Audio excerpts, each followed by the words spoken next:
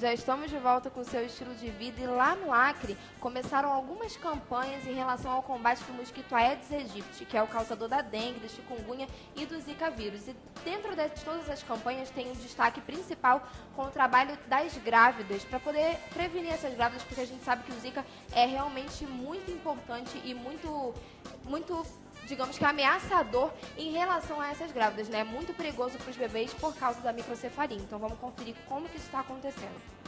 Você já ouviu falar sobre o Zika vírus?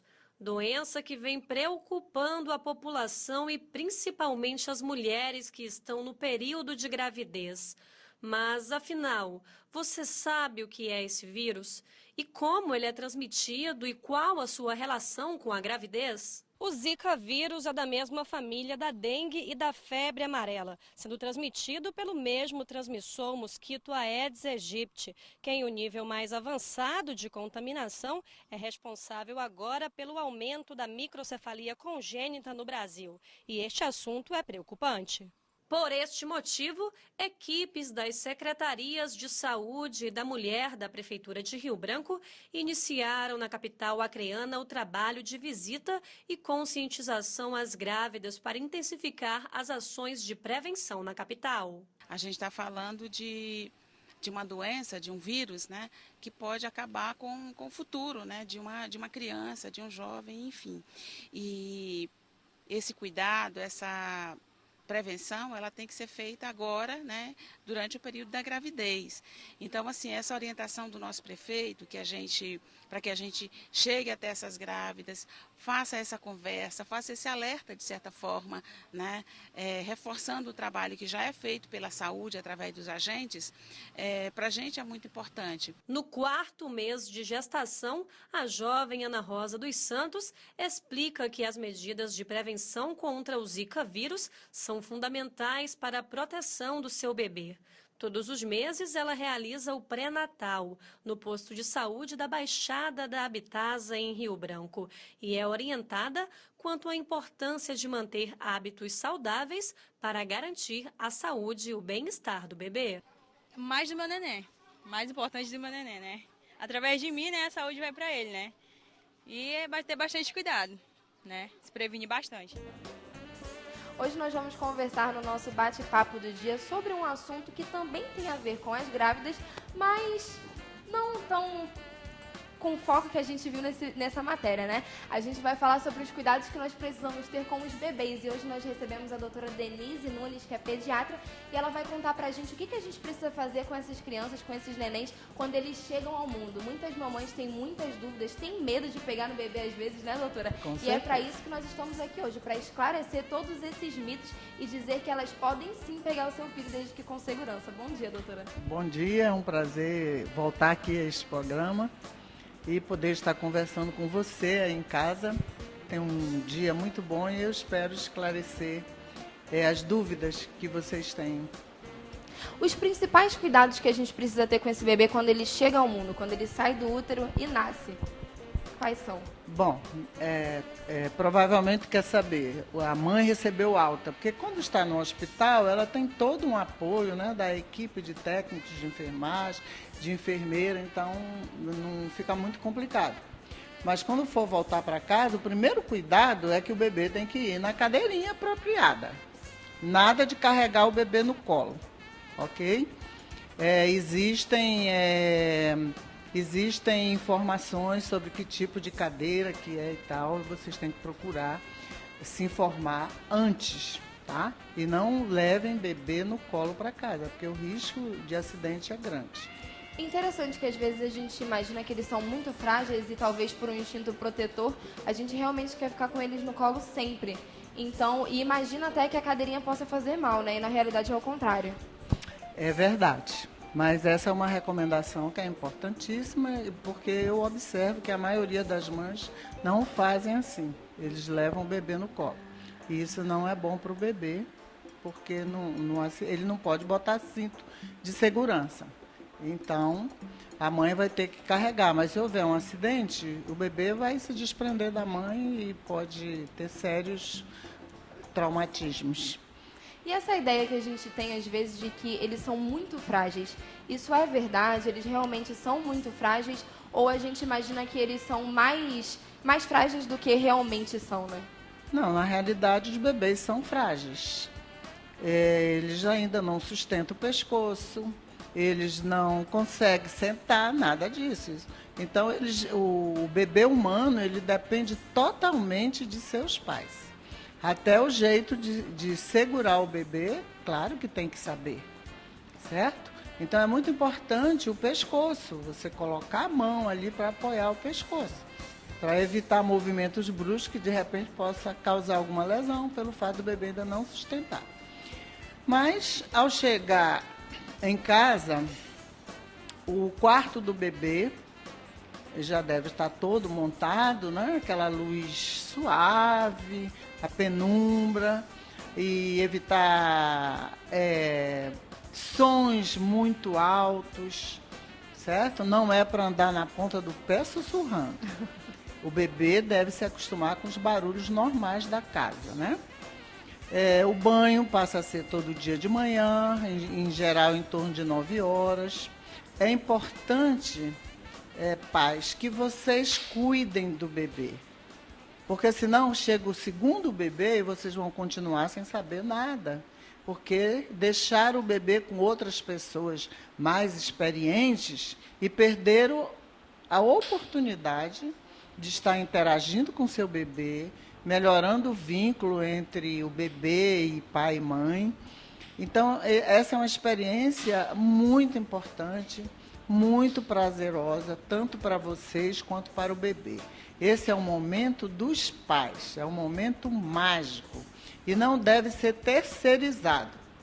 Terceirizado no sentido de dizer, eu vou deixar outra pessoa cuidar ou fazer, porque eu estou com medo, porque eu acho que eu sou insegura, etc.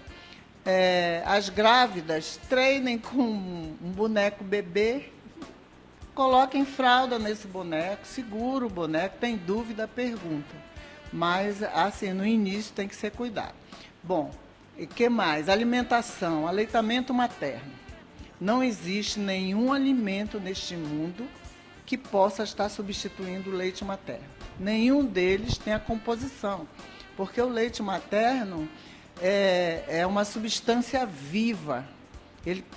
O leite materno contém diversas células e outros elementos que vão trazer proteção para o seu bebê. Então, é muito importante o aleitamento materno. Não adianta querer dar leite as fórmulas, porque as fórmulas são feitas a partir do leite de vaca. E a triste constatação é que o ser humano é o único animal que dá leite de outro animal para sua cria. Então, a gente tem batalhado muito, trabalhado muito essa questão do aleitamento materno, dando todo o aporte necessário para que as mães consigam amamentar. Deixar de amamentar é quando for impossível, quando houver uma contraindicação severa. Uma das coisas que preocupam os pais é assim, um bebê jovem, ele mama toda hora. Não pensem que depois que a gente tem o bebê, que a gente vai descansar. Isso é uma lenda, não é verdade. É aí que vai começar o trabalho. Muitas mães, inclusive, reclamam, né? Que não tem mais o período de sono que tinha antigamente. É verdade. Tem umas que brincam e dizem que não sabem mais o que é dormir. As mães devem, quando o seu bebê dormir, você dorme também. Se me perguntar, quanto tempo um bebê dorme? Em média, 16 horas por dia. Então, quando você for amamentar, você vai observar que o bebê vai sugar um pouquinho e começa a cochilar. Aí, de repente, você quer tirar o bebê do peito, porque acha que ele já terminou? Negativo. Ele volta a sugar. E fica nessa confusão. Então, não espere que o bebê vá guti, guti, guti, mamou, acabou, você vai pôr no berço, ele vai dormir um tempão. Não, o bebê vai querer ficar com você. Vocês ficaram 9 meses juntos. Não dá para separar de imediato o bebê. O bebê quer estar em contato com a mãe, quer sentir seu calor, seu cheiro, seu carinho. E as emoções maternas são transmitidas através do leite. É verdade, doutora, que o bebê, quando sai do útero, sente falta de lá? Sim, muitos bebês sentem falta. Então, o que é que a gente faz? A gente faz um ninho para o bebê. Então, a gente circunda o bebê com rolos ou até com colchas e tal em volta do bebê para ele ter contato, né? Para ele não se sentir solto no mundo. E muitas vezes a gente faz o que a gente chama de pacotinho, né? Pega uma manta, coloca no bebê e tem bebês que sentem muita falta disso realmente e a gente tem que procurar identificar e nesse bebê usar mais o ninho, vou chamar de ninho aqui. Em relação a essa questão de ser mãe de primeira viagem, normalmente a gente usa esse termo. Quando a pessoa é mãe de primeira viagem, é como se aquele bebê fosse um teste? A gente pode encarar essa maternidade como um teste?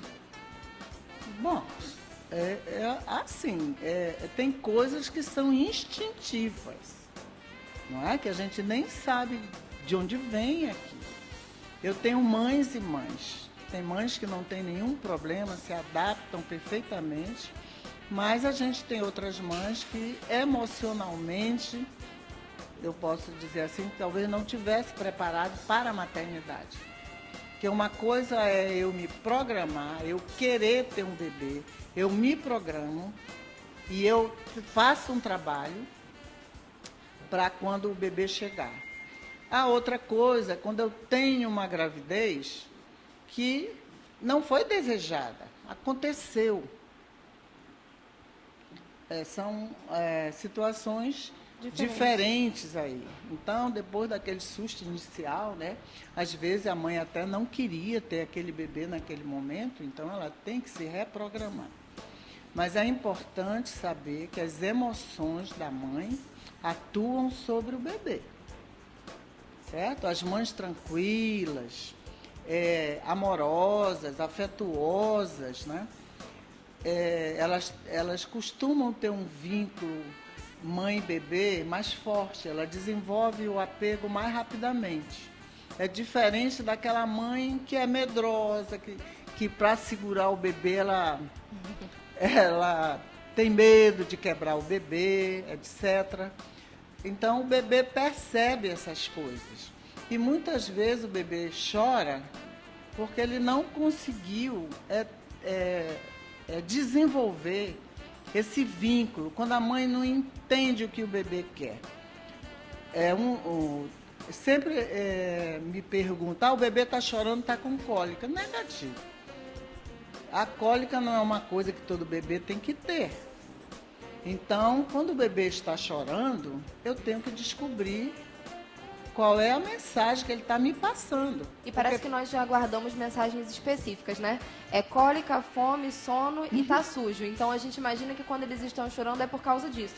E se não for nenhum desses motivos, a gente fica perdido mesmo. Mas por que essa criança está chorando se eu já fiz tudo que eu podia fazer? Pois é. Então, às vezes, o bebê está cansado, ele quer dormir. Ele pode estar com frio, ele pode estar com calor, ele pode estar cansado de ficar na mesma posição. Aí o ninho é ótimo, certo? Colocar o bebê no ombro, embalar o bebê suavemente, é ótimo. Conversar com o bebê. Eu observo muito assim, quando o bebê está na barriga, os pais conversam e tal. Às vezes o bebê sai e essa conversa, o bebê está chorando, não conversa com o bebê. É muito importante. E tem que estar com voz tranquila, bem calma, pausada e embalar o bebê suavemente. É proibido chacoalhar o bebê. Isso pode lembrar que o bebê tem um cérebro dentro de uma caixa óssea. E ao sacudir o bebê, podem romper pequenos vasos sanguíneos, que a gente chama de capilares, e até promover uma certa hemorragia no bebê. Então, o bebê nasceu para ser embalado suavemente, põe no ombro, embala o bebê suavemente, não chacoalhem. Porque o que a gente vê? O bebê começou a chorar. Eu tenho, dependendo, cada mãe tem uma reação diferente. Tem uma que não quer ouvir o bebê chorar. É o mesmo que dizer, eu não quero que você fale, fique quieto, não fale nada. Porque como o bebê não sabe, não tem a expressão da fala ainda, ele se comunica conosco através do choro.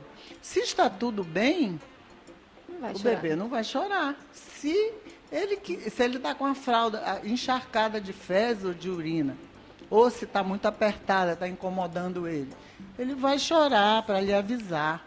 Então, procure fazer um checklist sempre que o bebê chorar. Com o tempo, você vai saber identificar os diversos tipos de choro. Que são diferentes. São diferentes. Um choro de dor, por exemplo, é completamente diferente de um choro quando o bebê está com fome, ou quando o bebê quer colo, quer um carinho, está se sentindo sozinho. Até para isso a gente precisa dessa conversa, né? Para você conhecer o seu bebê e saber das diferenças dele ou não. Nós já recebemos mensagens aqui dos nossos telespectadores e a Raquel Moraes, lá da Cidade Nova, aqui em Manaus, pergunta assim: meu filho já tem 12 anos e ainda não anda. Devo me preocupar? Como posso incentivá-lo a dar os primeiros 12 passos? 12 anos ou 12 12 meses, desculpa. Sim, eu também me assusto. 12 anos. 12 anos, 12 meses. Assim, não deve se preocupar. Se o bebê já consegue caminhar com apoio, se agarrando nos móveis e tal, ele vai andar tranquilo. Agora, se o bebê não consegue se manter de pé, aí você tem que se preocupar. Mas aos 12 meses nem todas as crianças andam. É comum ter aniversário e o bebê está no colo porque ele não anda solto. Ele anda com apoio, mas não anda solto. Então a gente aguarda até os 15 meses. E tem que trabalhar com o bebê. Tem que fazer uma coisa que a gente chama de estimulação precoce. O andador é uma boa opção para esse estímulo ou não? Proibido andador. Imaginei. Mas por quê? A sua criança, ela não é uma criança especial que precisa de ajuda de um aparelho para ela caminhar. Veja bem, o bebê tem que aprender a sentar, aprender a se colocar de pé, caminhar com apoio para que ele tenha uma boa estabilidade após isso. Então, eu tenho muitas crianças que elas não têm uma boa estabilidade, elas caem com facilidade. Por quê? Porque não houve esse preparo para caminhar ereto. O ser humano, antigamente, ele era de 4 patas, digamos assim. Nós conquistamos isso, mas para eu andar de pé, eu preciso de ter um preparo. Então, andar já vem, a criança fica felicíssima, vai para lá, vai para cá. Mas eu já tive caso de uma criança que desceu 3 andares num edifício de apartamento. O outro foi de cara na parede, lacerou a face. O outro saiu de porta fora, foi para a rua. Gente, é um risco e um risco desnecessário. Não vale a pena. Acidentes a gente evita, a gente previne. Uma criança que já se movimenta, por exemplo, ela tem que estar com alguém do lado o tempo todo, porque aquele bebê ele não tem a menor noção de perigo. Nós vamos fazer uma breve pausa aqui no nosso bate-papo, mas daqui a pouquinho a gente volta ainda conversando sobre esses cuidados que nós precisamos ter com os bebês, com os recém-nascidos e também com aqueles um pouquinho maiores, mas que precisam dos mesmos cuidados ou de cuidados mais específicos e um pouco diferentes do que os recém-nascidos. A gente volta já. Se você ainda não mandou a sua participação, pode mandar através do nosso WhatsApp. Até lá!